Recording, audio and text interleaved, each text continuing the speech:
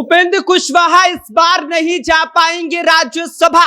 भले ही एनडीए ने उपेंद्र कुशवाहा को अपना उम्मीदवार बनाया हो, लेकिन राज्यसभा का समीकरण और तेजस्वी यादव का दिमाग इस बार उपेंद्र कुशवाहा को राज्यसभा जाने नहीं देगा।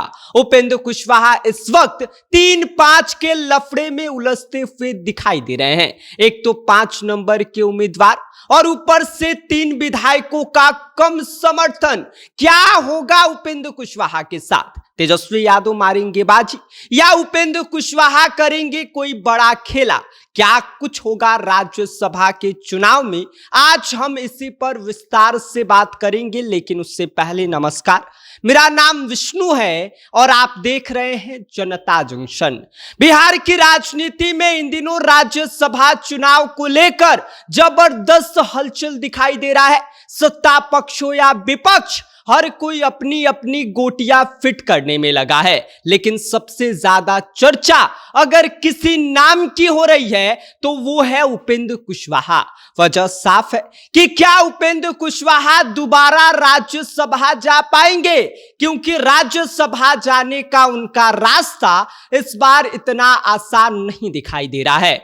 दरअसल बिहार में राज्यसभा की 5 सीटें खाली हो रही हैं। विधानसभा की मौजूदा संख्या के हिसाब से तस्वीर काफी हद तक साफ है। माना यह जा रहा है कि 4 सीटें सीधे एनडीए के खाते में जाएगी, लेकिन असली खेल 5वीं सीट पर फंसा हुआ है।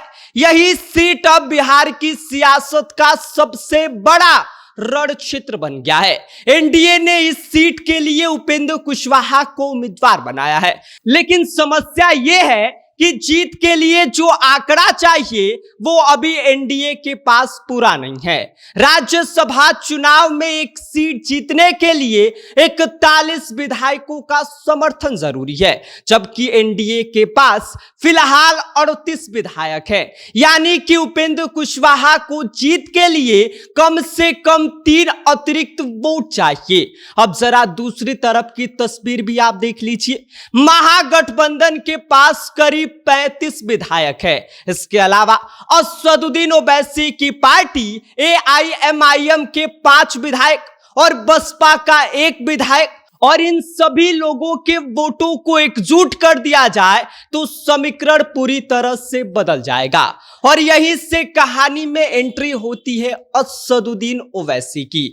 खबरों के मुताबिक अगर असदुद्दीन ओवैसी के 5 विधायक महागठबंधन को समर्थन दे देते हैं तो आंकड़ा सीधे 41 तक पहुंच जाएगा। और अगर ऐसा हुआ तो उपेंद्र कुशवाहा के लिए राज्यसभा की कुर्सी सिर्फ सपना बन के रह जाएगी। और इस पूरे समीकरण के पीछे एक दिलचस्प राजनीतिक संकेत भी छिपा हुआ है।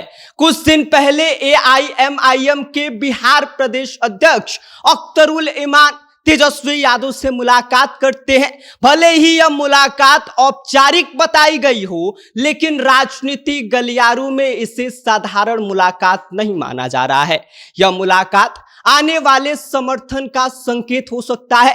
अगर असदुद्दीन ओवैसी की पार्टी महागठबंधन के साथ आकर खड़ी हो जाती है तो खेल पूरी तरह से पलट सकता है। ऐसे में तेजस्वी यादव के पास एक मजबूत मौका है एनडीए को झटका देने का।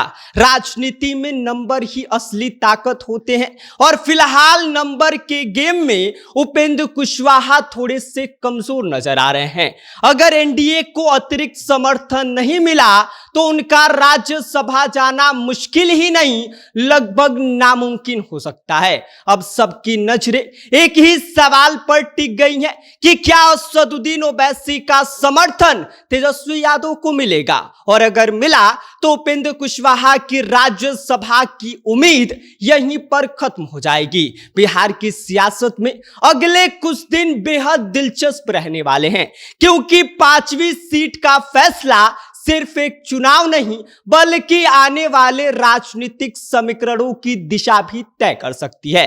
बाकी आप इस पूरी वीडियो को लेकर क्या सोचते हैं? आपकी इस पर क्या कुछ प्रतिक्रिया है? आपको क्या लग रहा है, उपेंद्र कुशवाहा राज्यसभा जा पाएंगे या नहीं जा पाएंगे? इस पर अपनी राय हमें कमेंट कर दीजिए। आप देख रहे हैं जनता जंक्शन, मेरा नाम विष्णु है।